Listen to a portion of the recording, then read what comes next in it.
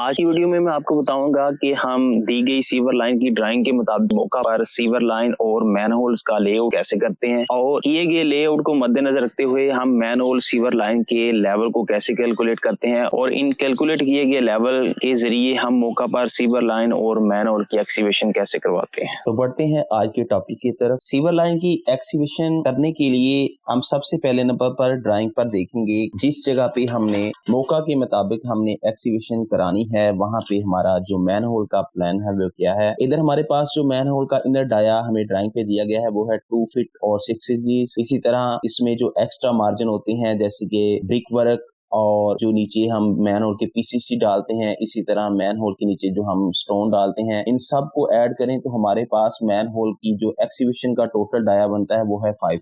जिस जगह पे हमारी सीवर लाइन आ रही है वहां पे हम सरिये की मदद से दोनों मैन होल के जो हमारे पॉइंट हैं उन्हें मार्क कर लेंगे, यानी कि उस जगह पे हम सरिया लगा देंगे और उस पॉइंट को हम सेंटर मानते हुए 2.5 की रेडियस लगा के चूने की मदद से इसका लेआउट कर देंगे। दोनों तरफ के मैन होल का चूना लगाने के बाद अब हमने चेक करना है कि अंदर जो हमारी सीवर लाइन बचती है उसकी लेंथ कितनी है। तो हमने जो मैन होल के सेंटर टू सेंटर हमें 25 फीट डिस्टेंस दिया गया था, उसमें से अब हमने मैन होल के जो अभी रेडियस लगाया है 2 फीट और 6 इंचेस का उसे माइनस करना है, दोनों तरफ के रेडियस को माइनस करना है। तो हमारे पास जो सीवर लाइन की लेंथ बचती है वो है 20। अभी हम चेक करेंगे कि हमने ये जो मौका पे सीवर लाइन डलवानी है इसमें जो हमारा पाइप लगना है उसका डाया क्या है। इधर हमारे पास ड्राइंग पे जो हमने सीवर लाइन लगानी है उसका हमें जो डाया दिया गया है वो है 9 इंचेस। अब हम ड्राइंग पे देखेंगे कि 9 इंचेस के पाइप के लिए हमने एक्सीवेशन की जो चौड़ाई है वो कितनी रखनी है। इधर हमारे पास 9 इंचेस के जो पाइप की एक्सीवेशन के लिए ड्राइंग पे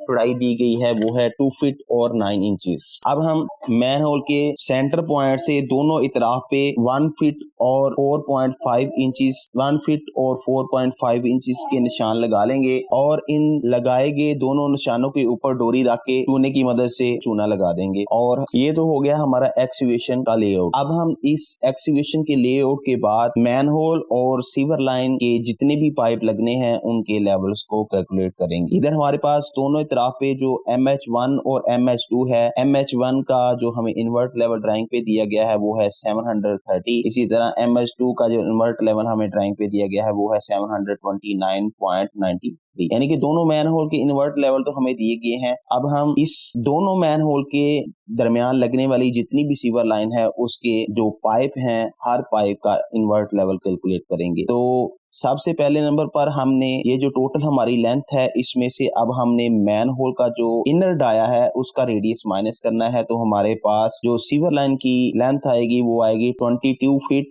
और 6 इंचेस। अब इसके मुताबिक हमने एक टेबल ड्रा कर लेना है। टेबल ड्रा करने के बाद उधर हमने हर पाइप के हिसाब से उसकी RD को कैलकुलेट कर लेना है। तो 0 की RD पे हमें जो इन्वर्ट लेवल दिया गया है वो है हमारे MH1 का 730। इसी तरह अब हमने जो मैन होल की वाल के अंदर हमारा सीवर पाइप आना है, यानी कि जहां से मैन होल का इनर डाया से आगे हमारा पाइप स्टार्ट हो रहा है जो कि हमारे मैन होल के साथ कनेक्ट होगा, उसकी अब हमने RT लिख लेनी है 1.25 फीट, यानी कि मैन होल के इनर रेडियस के एज पर। इसी तरह अब हमने जो हमारा नेक्स्ट पाइप है उसका इन्वर्ट लेवल कैलकुलेट करना है। हमारे पाइप की जो टोटल लेंथ होती है वो होती है 8 फीट, लेकिन उसमें हमारा जो मेल फीमेल का मार्जिन होता है वो होता है 3 इंचेस। अब हमने 8 फीट में से 3 इंचेस माइनस किया तो हमारे पास 7 फीट और 9 इंचेस आ जाएंगे। इसी तरह अब हमने 1.25 फीट में जब 7.79 को प्लस किया तो हमारे पास नेक्स्ट RD आ जाएगी 9 फीट। इसी तरह अब हमने इसमें मजीद नेक्स्ट जो हमारा आगे पाइप है 7.75 उसका मार्जिन ऐड किया तो हमारे पास जो इससे आगे वाले पाइप की RD है वो आ जाएगी 60.75 फीट। इससे आगे जो हमारे पाइप की टोटल लेंथ है वो आपने इसमें ऐड कर देनी है 22 फीट और 6 इंचेस। तो फिर उससे आगे हमारा जो है 25 फीट पे नेक्स्ट जो हमारा मैन होल है उसका इन्वर्ट लेवल आ जाएगा 729.93।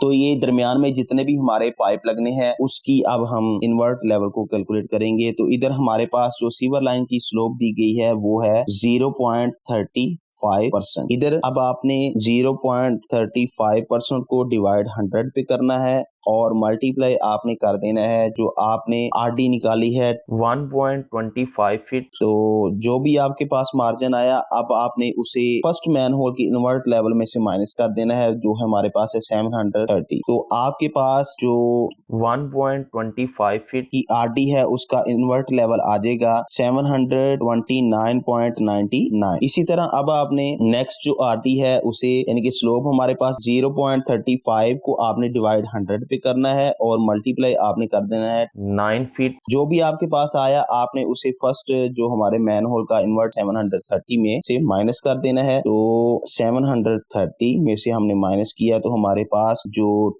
9 फीट की आरडी का इन्वर्ट लेवल आ गया 729.96। अब हम ये फर्स्ट मैन होल का जो इन्वर्ट लेवल दिया गया है उसमें से हर आरडी के लेवल को जो हम स्लोप की मदद से कैलकुलेट करते हैं उसे माइनस क्यों करते हैं। लेवल का असूल है कि जैसे जैसे हम स्लोप की तरफ जाएंगे तो हमारा जो आरएल है वो माइनस होगा और स्टाफ रीडिंग में इसके उल्ट होता है, जैसे जैसे हम स्लोप की तरफ जाएंगे तो हमारी जो स्टाफ रीडिंग है वो प्लस होती है। लिहाजा इधर अब हम आरएल को कैलकुलेट कर रहे हैं इसलिए हम स्लोप की तरफ जा रहे हैं। जो MH1 से स्लोप जो हमारी है MH2 की तरफ जा रही है, इसलिए अब हमने जो स्लोप की मदद से जो भी लेवल को कैलकुलेट किया उसे हम MH1 के लेवल में से माइनस कर रहे हैं। अब हमने नेक्स्ट आरडी के लिए 0.35 डिवाइड हमने 100 करना है और मल्टीप्लाई हमने 60.75 फीट कर देना है। तो जो भी हमारे पास डिफरेंस आया उसे अब हम फर्स्ट मैन होल जो जिसका हमारे पास इन्वर्ट लेवल है 730 में से माइनस कर देना है तो हमारे पास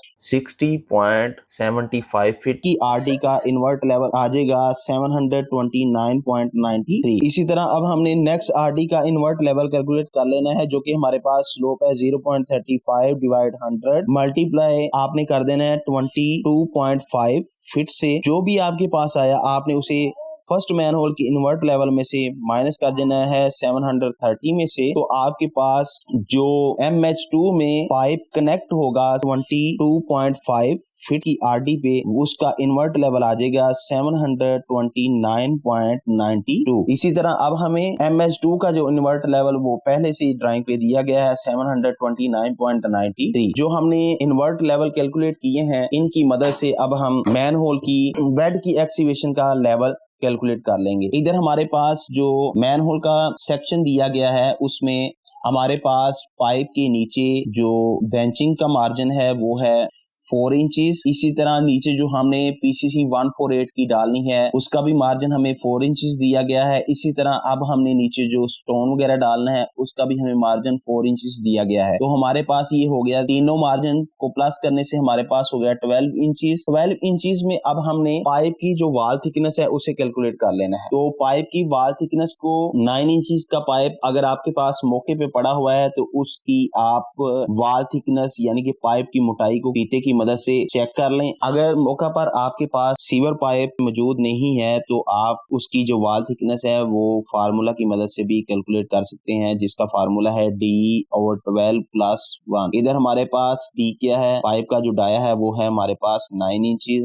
9 इंचेस को हमने डिवाइड 12 पे किया है तो हमारे पास आया 0.75।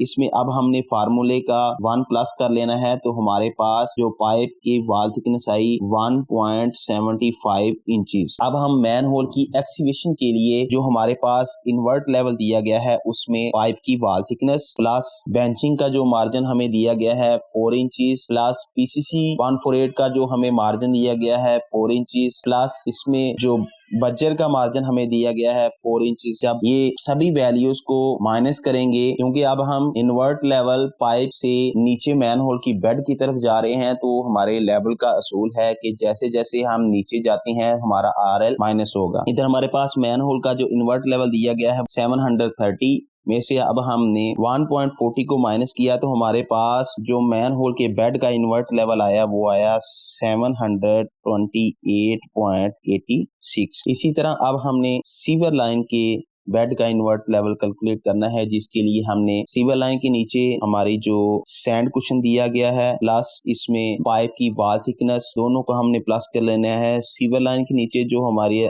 सैंड कुशन दिया गया है वो है 3 इंचेस प्लस, इसमें अब आपने पाइप की वॉल थिकनेस को प्लस कर लेना है, तो आप 0.40 प्लस करने से हमारे पास जो मार्जिन आया वो आया 0.39। अब आपने जितना भी ये सीवर लाइन के अंदर पाइप लग रहा है इसमें से आपने 0.39 को माइनस करते जाना है। तो इधर हमारे पास जो 1.25 फीट की आरडी पे हमारे पाइप का इन्वर्ट लेवल है उसमें से हमने 729.99 में से आपने 0.39 को माइनस कर लेना है, तो आपके पास 729.6 आपके 1.25 फीट की आरडी का सीवर लाइन के बेड का लेवल आ जाएगा। इसी तरह अब आपने 9 फीट की जो आरडी पे हमें पाइप का इन्वर्ट लेवल दिया गया है 729.96 में से आपने माइनस 0.39 को करना है, तो आपकी 9 फीट की आरडी पे जो सीवर लाइन का पाइप है उसके बेड का लेवल आ जाएगा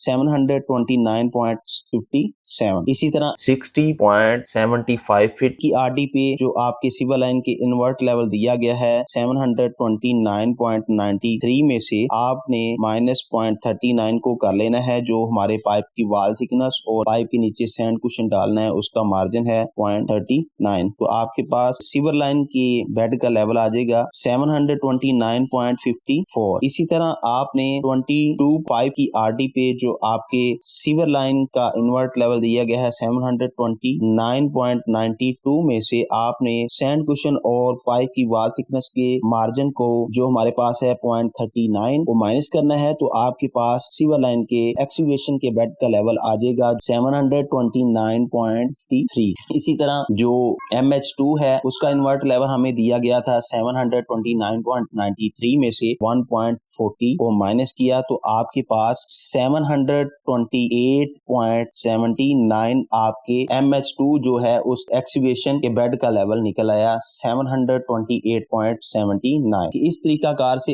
आप तमाम की तमाम सीवर लाइन के इन्वर्ट लेवल और इन्वर्ट लेवल से आप बेड के लेवल, आप इन्वर्ट लेवल की मदद से कोई भी लेवल कैलकुलेट कर सकते। मैनहोल और सीवर लाइन के बेड के लेवल कैलकुलेट करने के बाद अब हमने अपने ऑटो लेवल को सीवर लाइन के करीब तरीन किसी जगह पे सेट कर लेना है और करीबी किसी बेंचमार्क के ऊपर अपने स्टाफ को रख के ऑटो लेवल की मदद से जो हमने पहली स्टाफ रीडिंग ली वो हमारे पास आई 3.75 और जिस बेंचमार्क के ऊपर हमने रख के पहली स्टाफ रीडिंग ली थी उसकी वैल्यू थी हमारे पास 735। अब बेंचमार्क की वैल्यू और बैक साइड की वैल्यू दोनों को प्लस करने से हमारे पास हाइट ऑफ इंस्ट्रूमेंट आई 738.75। अब हम इस हाइट ऑफ इंस्ट्रूमेंट में से अपने MH1 का एक्सीवेशन का जो लेवल हमने कैलकुलेट किया है 728.86 को माइनस करेंगे तो हमारे पास 9.89 स्टाफ रीडिंग आ जाएगी। अब हम हाइट ऑफ इंस्ट्रूमेंट 738.75 में से 1.25 की आरडी पर जो हमने सीवर लाइन के बेड की एक्सीवेशन का लेवल कैलकुलेट किया था 729.60 को जब माइनस करेंगे तो हमारे पास 1.25 की आरडी के सीवर लाइन के बेड की एक्सीवेशन की स्टाफ रीडिंग आ जाएगी जो कि हमारे पास आएगी 9.50। इसी तरह हम तमाम की तमाम आरडी के बेड के एक्सीवेशन के लेवल को हाइट ऑफ इंस्ट्रूमेंट में से माइनस करते जाएंगे तो हमारे पास तमाम की तमाम आरडी की बेड की एक्सीवेशन के लेवल की स्टाफ रीडिंग निकलती आएगी। जहां पे हमने MH1 की एक्सीवेशन करनी है वहां पे रख के हमने ऑटो लेवल की मदद से जो हमने पहली स्टाफ रीडिंग ली वो हमारे पास आई 5.89। यानी कि इसका मतलब है कि हमारी इस जगह पे जो एक्सीवेशन है वो